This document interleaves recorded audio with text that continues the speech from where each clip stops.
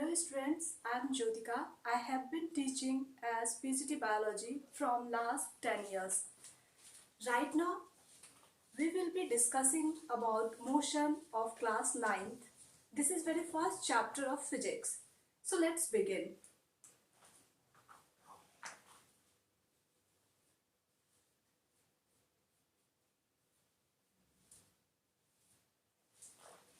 In this session, we will discuss about what is a motion, what is rest. We will discuss whether rest and motion are relative terms.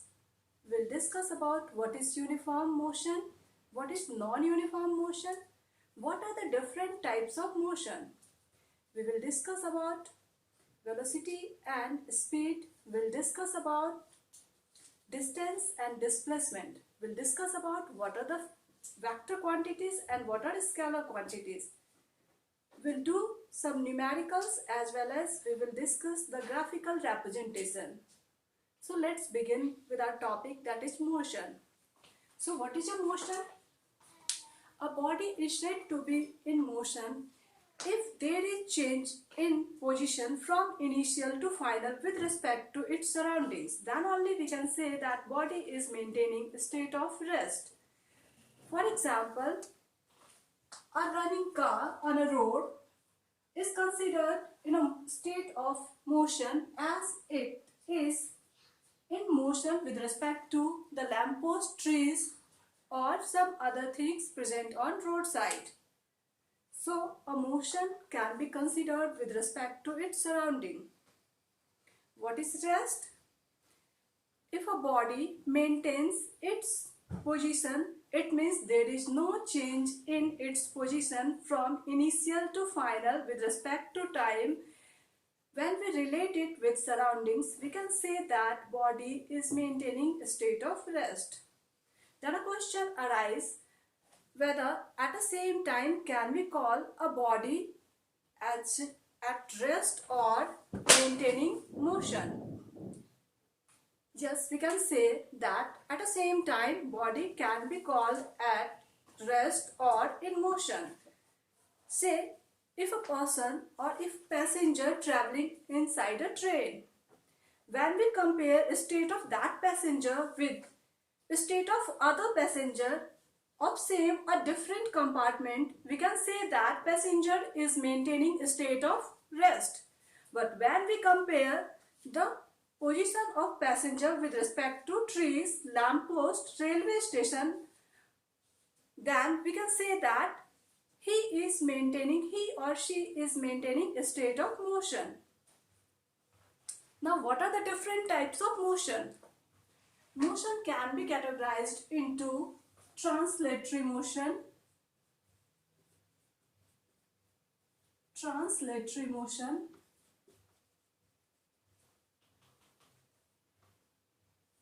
rotatory motion,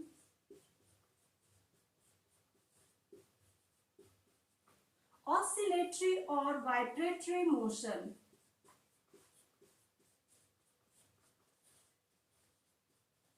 Oscillatory or vibratory motion, and complex motion. So what is the translatory motion? If a body moves as a whole on a straight or curvilinear path, we can say that body is in translatory motion. It can be further divided into rectilinear and curvilinear motion. Rectilinear and curvilinear motion. What is rectilinear motion? If a body travels along a straight path, we can say that body is in rectilinear motion. Like if a car is running on a road, we can say that that car is in rectilinear motion. But when you ride on your bicycle and it takes turn around a curved path, in this case The path is curved, so we can say that body is in curvilinear motion. Then what is rotatory motion? In rotatory motion, the body rotates or moves along its axis or a fixed point. So we can say that body is in rotatory motion. What is oscillatory or vibratory motion? In oscillatory motion, there is to and fro movement from its mean position again and again. It means what? In case of clock, we can see that pendulum moves to and fro from the mean position. It is something like a bob moves to and fro from its mean position. So we can say that the body is in oscillatory or vibratory motion. What is complex motion? If a body moves and it is in more than one form of motion, we can say that body is in complex motion. We can understand it on an inclined plane. If I rotate a ball, the ball roll down on inclined plane, and in this way we can say that it is an example of rotatory as well as translatory motion. So here it is example of complex motion. Now students, we'll talk about different types of motion on the basis of time interval. We can divide motion as uniform and non-uniform motion. So, uniform and non-uniform motion. Uniform motion and non-uniform motion.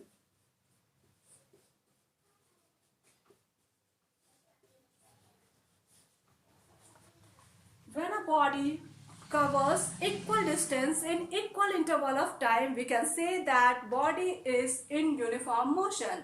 Say, if a body travels 10 kilometer of distance in 15 minutes, and it is for the first 15 minutes, then again it covers a distance of 10 kilometer in next 15 minutes or in second 15 minutes, and again it covers a distance of 10 kilometer in last 15 minutes. So here we can see the distance traveled by the body is 10, 10 and 10, and the time interval is of 15 minutes. So we can say that the body is uniform motion as it covers equal distance in equal interval of time. Now we will discuss what is non-uniform motion.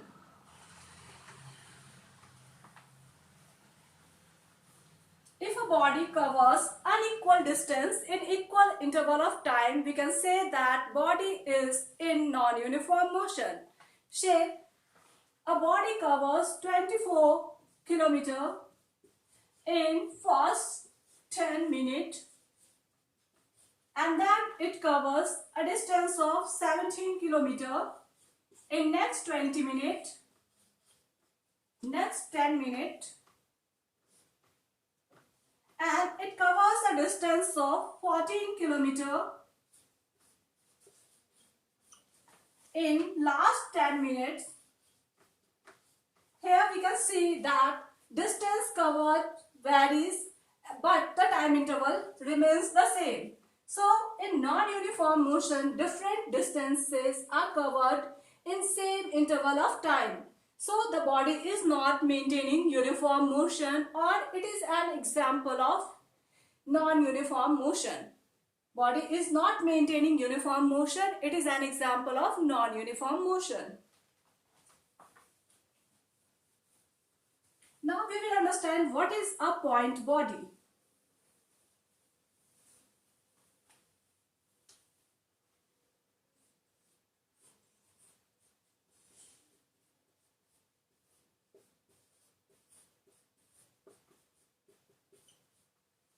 when we compare mass or weight of a body with time, and then the mass of the body is very low, very less with respect to the distance covered by that body, then we can say that body is a point body. Like if a car having mass of 500 kg or 1000 kg and it covers a distance of 500 kilometer, then we can say that the car can be treated as point body, as the distance covered by the body is huge with respect to its mass or weight. So it is a point body. Now we will understand what are scalar and vector quantities. So physical quantities can be written in two forms, like it's not about motion only. All physical quantity can be written in a form of scalar and vector. Scalar and vector. Scalar quantities are those physical quantities which need only magnitude to describe itself. We can call such physical quantity as scalars or scalar quantities. For example, to describe time, there is need of magnitude only. So describe time, mass or time, mass, distance, speed, volume, etc. We need only magnitude here, but those physical quantities which needs magnitude as well as direction for its full description, we can say that such quantities are vectors or vector quantities. For example, if we talk about displacement,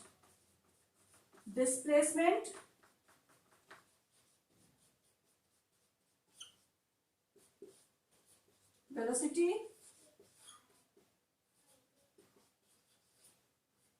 acceleration, force, momentum. These are some examples of vector quantity. As to describe displacement.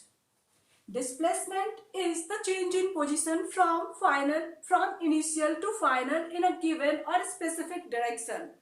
Then only we can say that it is a displacement. So to describe displacement or velocity, direction is needed. That's why these physical quantities are vectors or vector quantities.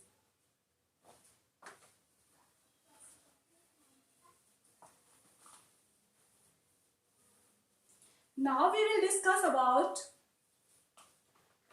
distance and displacement. What are the basic differences between displacement and distance?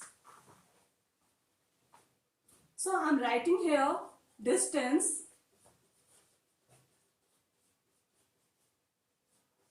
and displacement.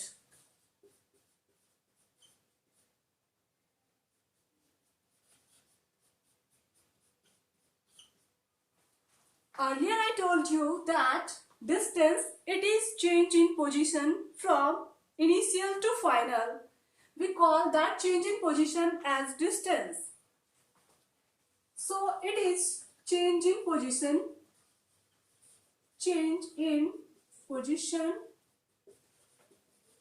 from initial position to final. It is distance. But distance, or we can say that it is the actual path covered by the body. We can also write it as it is actual path covered by the body.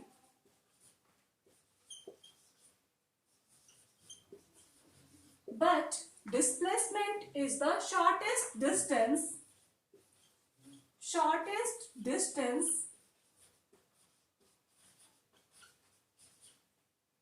covered in a straight line, in a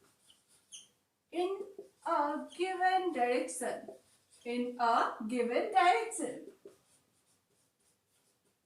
So there is no need of direction to specify distance. It is the change in position. Like if a body is at A and it reaches up to B, and in between the actual path is 10 kilometer. So this actual path is 10 kilometer. The path may varies for the same distance. Like you can travel in a straight path, but you can follow the curved path. Here, for the same path, distance varies. So, distance is not a fixed quantity for a given path. But if we talk about displacement, it is the shortest distance covered in a straight line in a given direction. To specify displacement, direction is needed, and the path covered should be in a straight line. We can't say that the path will vary from initial to final position. Each and every condition, the path for a same path is fixed here.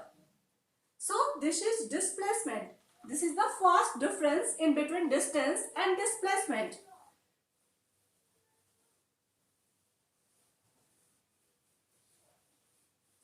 Distance is a scalar quantity. It is a scalar quantity.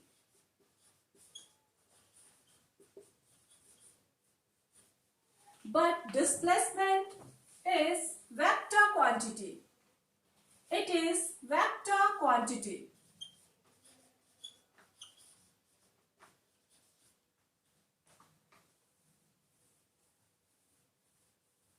It is always additive in nature.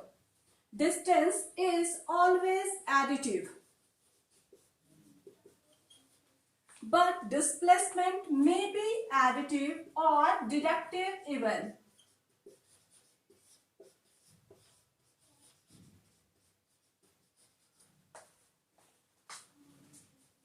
Here I am drawing all the coordinates: north, south, east and west. If a body starts from point O and covers a distance of 5 km and reaches up to A, and then a body reaches here and it covers a distance of 11 km, then distance covered by this body will be 5 plus 11, that is 16 km. But in case of displacement,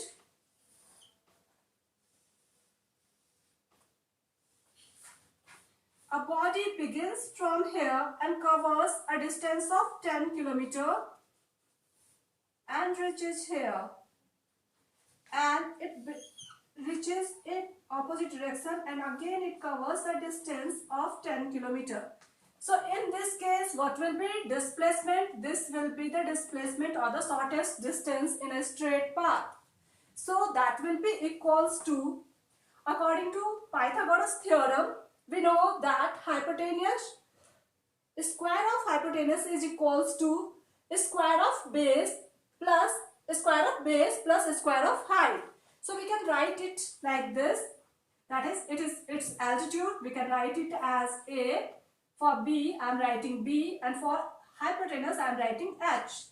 So we can write it as H square equals A square plus B square, where A is the altitude, B is the base, and H is the hypotenuse.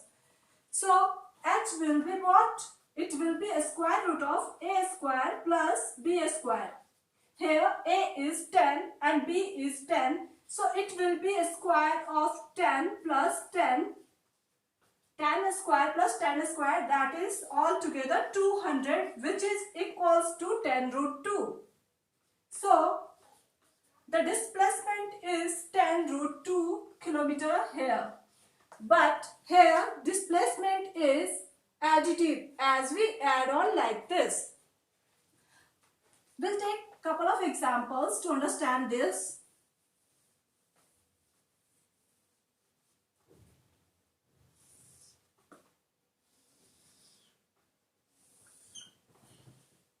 If a body initiates from O and reaches up to A and the distance covered in this direction is 11 kilometer and distance covered in this direction is 3 kilometer, then total distance will be 11 plus 3, that is 12 kilometer.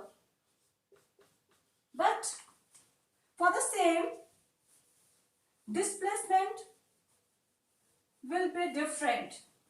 We can calculate here, like if we take the distance covered in this direction as positive, so we will write it as plus 11 kilometer plus, since the direction is opposite here, for displacement I will write 11 kilometer plus minus 3, that will be equals to 9 kilometer. So displacement is 9 kilometer, but for the same condition distance is 14 kilometers. It means distance is always additive in nature. But in case of displacement, it may be deductive, as I deduct 3 as the distance or the change in position was in opposite direction.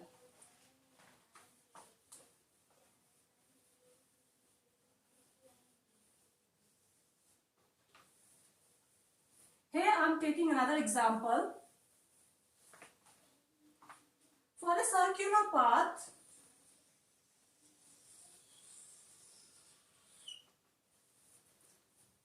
displacement covered by a body in its third quarter will be what if its radius is r. So this is the first quarter, this is second quarter, and this is third quarter. So we know it is radius, so we will write r and r here. So what will be displacement? From A to B, it is the displacement. Again, we have a triangle, that is triangle.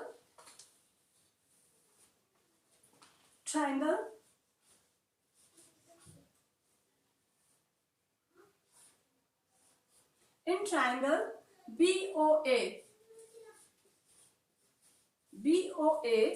AB is hypotenuse, OA is base, OB is height, and we have to calculate this displacement, which is hypotenuse.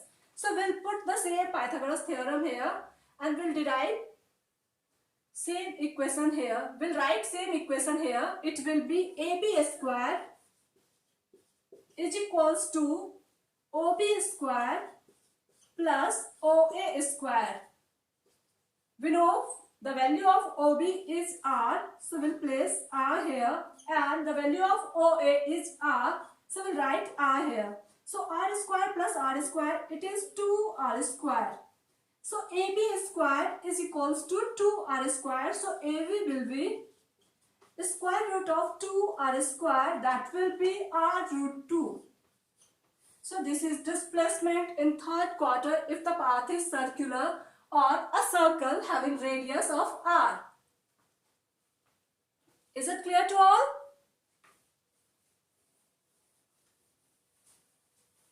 Now students, we have discussed two differences in between distance and displacement, that distance is actual path covered by the body while displacement is shortest path. Distance is a scalar quantity and displacement is a vector quantity.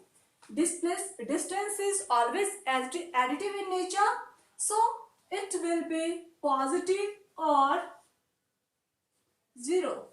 If a body maintains a state of rest, then distance covered by the body will be 0. So distance may be positive or 0, but in case of displacement, it may be positive, negative or 0. For example, if a body travels a distance of 5 km in this direction and 7 km in this direction, if I take this direction as positive, so I am bounded to take this distance or this distance as a negative. So what will be net displacement? It will be 5 plus minus 7, that is minus 2 km is the displacement. So as I told you that it may be positive, negative or 0 even. If the distance is 5 km, then both distance will cancel each other. We can write it as 5. Both will cancel each other and the value will be 0 km. So it can be 0, it can be positive or negative. So these are the basic differences between distance and displacement. Now we will discuss what are the differences between velocity and speed.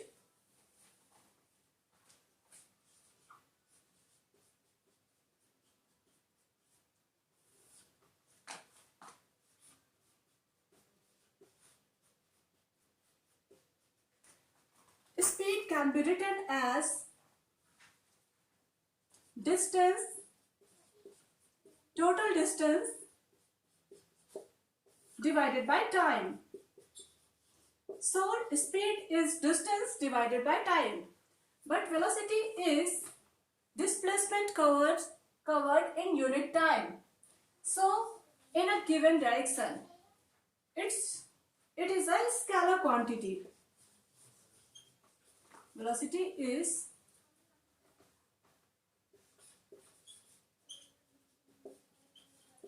distance in a given direction or displacement divided by time.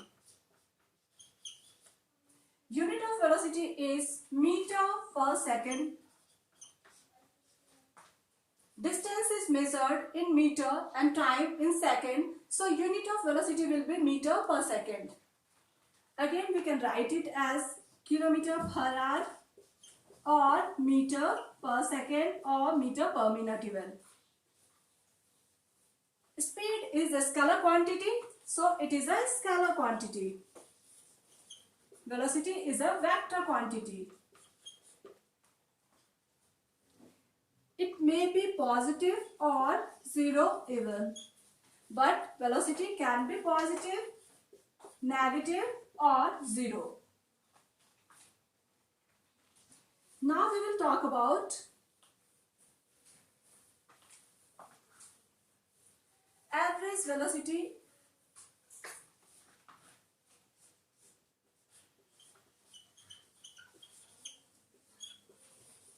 Average velocity can be written as total distance divided by